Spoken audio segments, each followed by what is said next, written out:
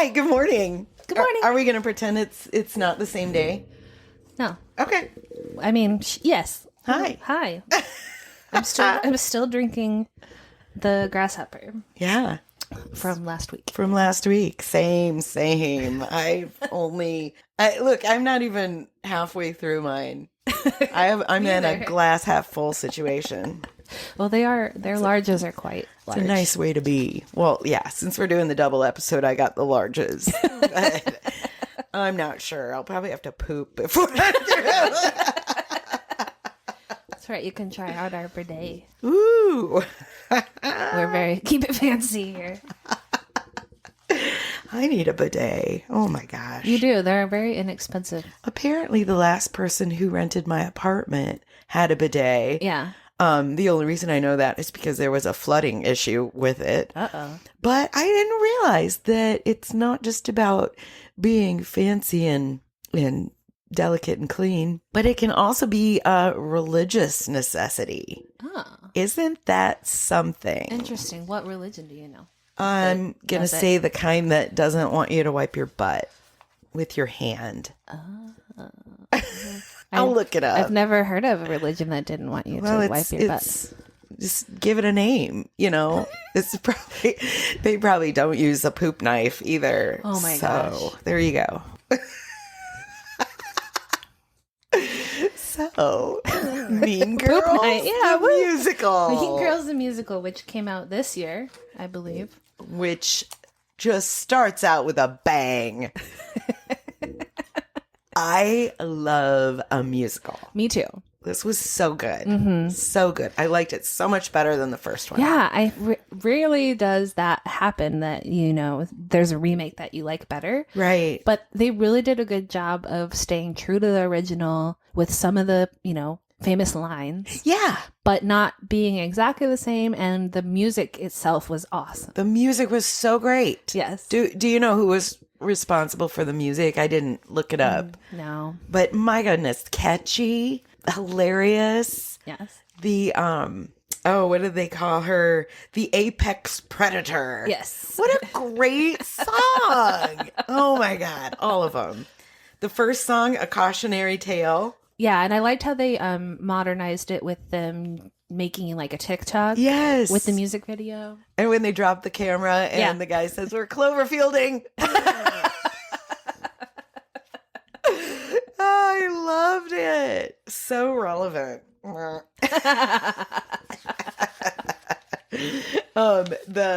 The girl that they say was so dumb that she puts a D in the word orange. Yeah. In the beginning, and she's like the dumbest person you've ever met, and she sticks a straw up her nose. Yeah. I thought that actress did a really good job with this role. One thing you noticed right away is that they definitely made an effort for it to be a more diverse cast this time. Yeah. Because the first one was kind of white. Yeah.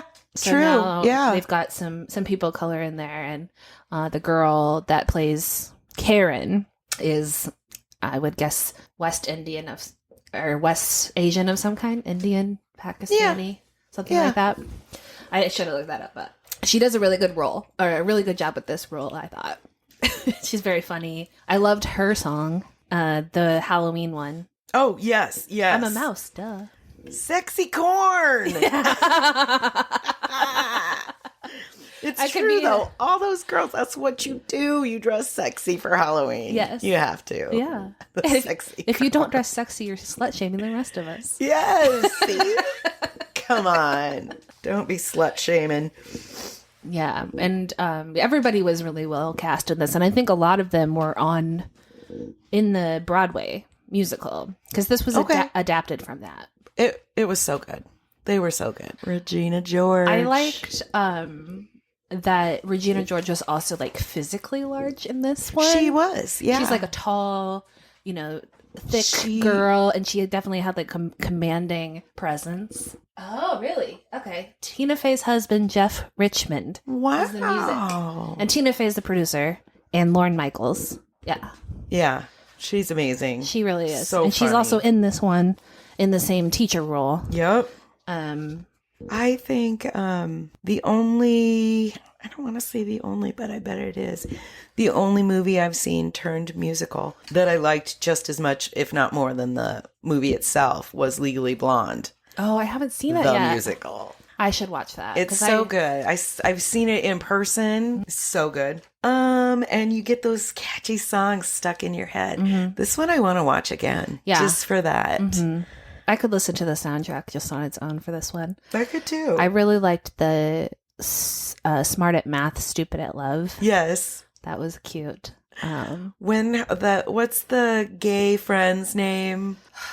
Too Gay to Function. Too Gay to Function sings the iCarly theme song in French in a real like noir sort of fashion at the talent show. Didn't know that was the iCarly theme. I think they said it at the end. Like, okay. thanks for that. Oops. Tim Meadows. I think he said, like, thanks for that iCarly theme song thing in French. I love it. I love it. I loved Jenna Fisher as the mom. And they really looked alike. Yeah, they did. It looked like they could be mother and daughter. They did. Jenna Fisher, she looks lovely as she's aging. I mean, I was like, oh, like it took me a second. I was like, where do I know her from? Oh, of course. Yeah. You know, it's The Pam. Office. Yeah. Yeah, she definitely is, appears to be aging naturally and not working on herself with getting surgical work anyway. Thank you. Don't do that, woman. Don't put your lips on plump. But yeah, she does look great. Yeah. Yeah. And Busy Phillips. Yes, I love her. She is exactly the body shape of Regina. Like they look like they could be mother and daughter. Busy Phillips is a very tall, large, strong woman. Yeah. And both kind of reminded me of my friend Kate, who is tall. She's no wallflower. You know what I mean? Like a big personality. Yeah. So, they were both cast really well. And there's a lot of chin dimples too. Yes. It's an interesting choice, but no. Yeah. I really, I'm bad at writing down people's names, but I really liked the actress that played Regina George. Yeah. And I do believe that she is one that was Regina George in the Broadway version. She's very, very good. Yes. Very good singer. All that. Well, they all were. Yeah. Her friend Janice. I think she was my favorite. Her songs were just heart-wrenching. Yeah. Just like the most powerful sort of real feeling songs came from her. Reminds me a bit of Rizzo in Grease. Yeah. You know, where she's kind of that darker, just not all light and sunshine at all. I mean, but she wasn't in that group. She was one of the outcasts, of course. But I really did like her whole grittier thing. I also really liked her outfits in this. Yeah. Especially the one she's wearing towards the end, the sweater and the orange pants. Uh-huh. I just thought I really liked that outfit. Was it a short sweater? Oh, yeah. Yeah. It wasn't quite cropped, but it was short. Yeah. It made me want to knit a little. I did. Yeah. It was a really cute sweater. There are some techniques in her sweaters where you see like just a big gaping, it looks like a big gaping hole or a slash. That's called a drop stitch. And you can, that's kind of a fun thing to do. Yeah. It really did kind of get me in a knitting way. I haven't done it for a while. So I might have to break out my needles, get some yarn. Yeah. I purged all that stuff when I moved. Well, I still have some of it that you gave give me me some and I'll knit. What do you want, Batty? Nothing. Yeah, her makeup was cool too. Yes. Oh, she did like a full face every day with like really fun different eyeliner looks. Different colors, bright colors. Yep. It was fun. It was very cool. And she was an artist. Everybody's an artist. I'm an artist. Everybody's an artist and they're always the best. Yeah. And they're always putting on a show. Yeah. Show off your art. I'm just jealous. I'm just jealous. Yeah, every movie where it's in New York, somebody knows somebody that's having an art show. Yep. Is this how New York really is? I think that you want to make it big. You're either going to go into hip hop, drug sales, and by that I mean street or pharmaceuticals. True. You're gonna try to be an actor, but you have to be a famous one. And what else? Meal. An entrepreneur. I was saying millionaire and reality star. Oh, meow. I don't know what I'm doing. Yeah, reality star is a way to be famous. I don't think a lot of them are that rich. No, probably not. No. Yeah. They're just signing deals like they're on a TV show. Mm-hmm. Although it's funny, like, they kind of all know each other. Because there's this show called The Perfect Match. Okay. And it's all people from other reality shows that come on, and then it's like a dating show kind of. Oh my God. But they get on there and they like already all know each other. Even though they were on different shows, it's like a community of reality stars, and people really do pursue this as a career. Yeah. And then they just keep going on different shows, and it's like so odd to me. So they're trying to pair up people from different reality shows. Yes. In a romantic way. What a sneaky ass way of trying to come up with another reality show. Yeah. You're like, well, we already have these people. Wow. Yeah. Wow. So I'm trying to come up with some combinations of like The Situation and Jessica Simpson. These are those people are way more famous than the people that are on the show. I think they're all married anyway. This is like that's true. A mix of Love is Blind. Okay. I'm trying to think of other ones like Too Hot to Handle, Love Island, those kind of no idea shows. I haven't seen the only reality dating show that I will watch is Love on the Spectrum. Oh, I love that. Isn't that sweet? That one's really sweet. And Down for Love. Down for Love, yes. Mm-hmm. Which I haven't watched yet, but I did it came across my streaming and I was like, oh, I got to. Yeah. Yeah, I'm just so busy watching these damn movies. I know. There's too much stuff to watch. Although I've, been watching a lot of TV since I've been was on leave for the surgery. What else are you going to do? I know. Read? I thought I might, but I really haven't read very much. I just keep leaving books around my place, just hoping I'll feel like picking one of them up. Yeah. I feel you. I always have a book like on my nightstand or on the coffee table and I don't read it. I don't know. I used to really be into reading, but I don't know. Right, lately, not so much.